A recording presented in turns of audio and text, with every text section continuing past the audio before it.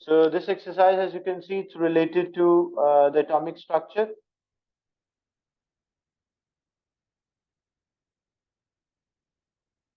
So starting with the learning objectives are there. Some of the part we did today. Electron affinity, I did not discuss that electron affinity because you will use that later in the chapter. That's why there I'll explain that electron affinity.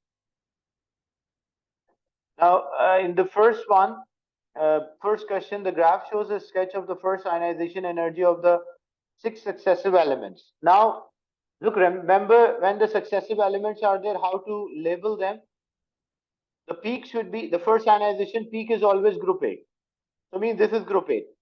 So after group 8, the next element will be the next period of group 1. So this will be group 1, and this will be group 2, this will be group 3, group 4,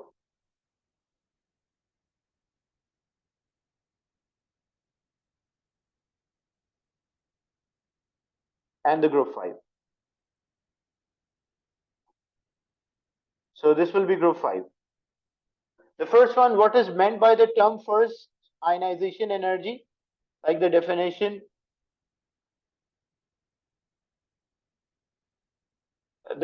of the first ionization energy, the term first ionization energy means like the energy which we need or energy required to remove electron from the neutral gaseous atom.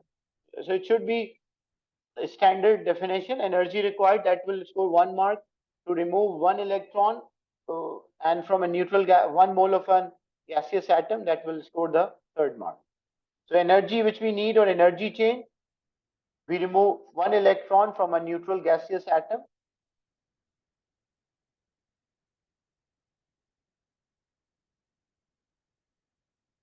The next one is suggest why the first ionization of B is much less than A. So when you compare B with A, so what is the main difference? Main difference is the number of the shells. Like B will have greater shells. So as the shells increase, and how many marks are there? It's of 3 marks. So what are the points you should include? Number 1, B is having greater number of electron shells. That is one thing. So greater number of electron shells means electron is further from the nucleus. So less attraction. Another thing, more electron shells leads to greater shielding effect. So B is having a greater distance for the valence shell electron. If it has a greater distance for the valence shell electron, what will happen? It will also have a weak attraction. That is one thing. And it has more electron shells. If it has a greater number of electron shells as a result, which leads to greater shielding effect. So these are the points you should always include when you compare. The group wise whenever you compare. Successive elements of the period 3, the letter is not the symbol. On the axis, sketch the graph to show the trend in atomic radius. So what actually happened, because as we move across the period, the atomic radius decreases. Why the atomic radius decreases? Because the nuclear charge increase. 3rd period is there, so they all have 3 shells, but the nuclear charge, as the proton number is increasing. So if you want to just sketch is there, if P, then it will be Q, the position. Then for R,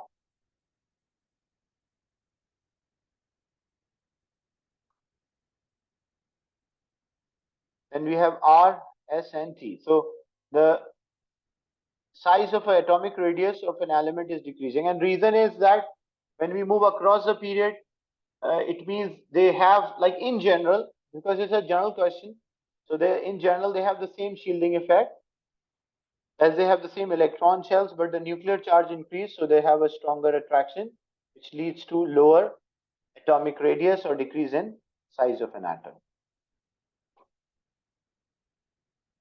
The next is table shows the information about some elements in the third period. So we need the maximum oxidation number. So how to work out? Look, when they say maximum number, as we have did in this IGCSE about the oxidation number is the charge appear on the element when they either share electron or they form a compound.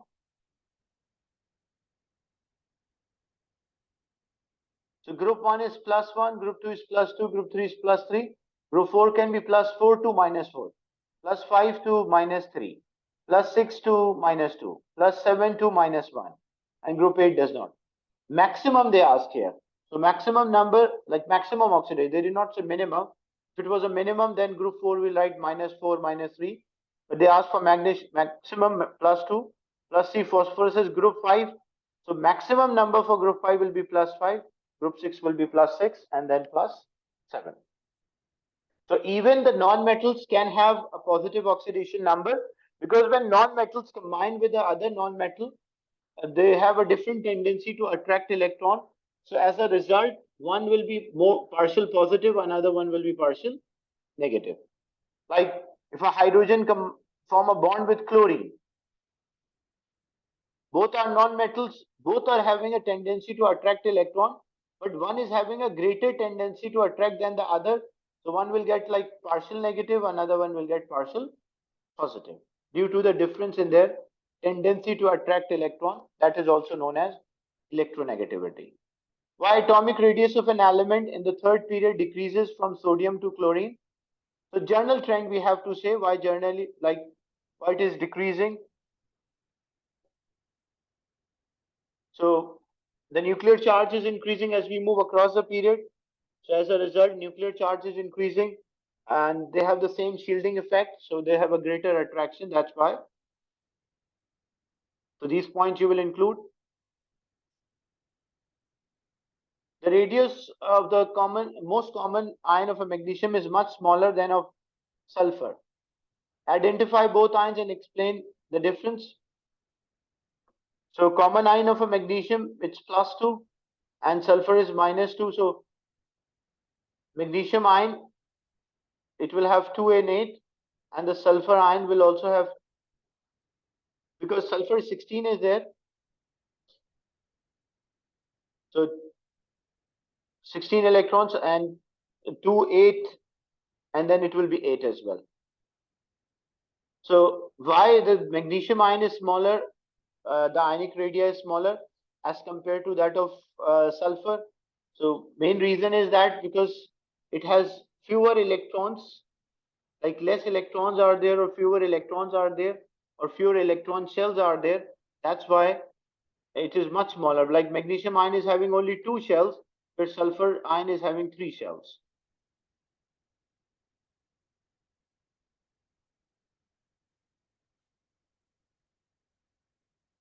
Then we need the relative isotopic mass of this.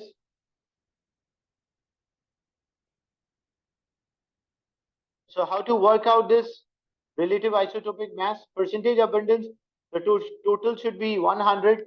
So when we sum them, because total, when we add them, the total should be 100.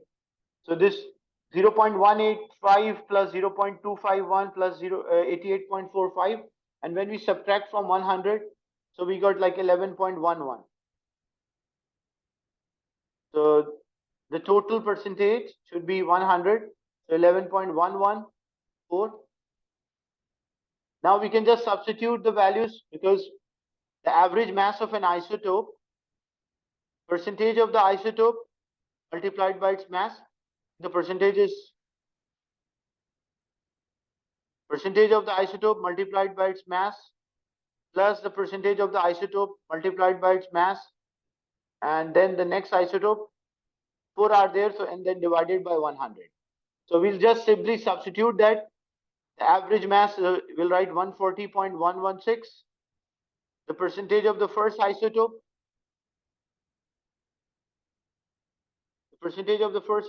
which is 0.85.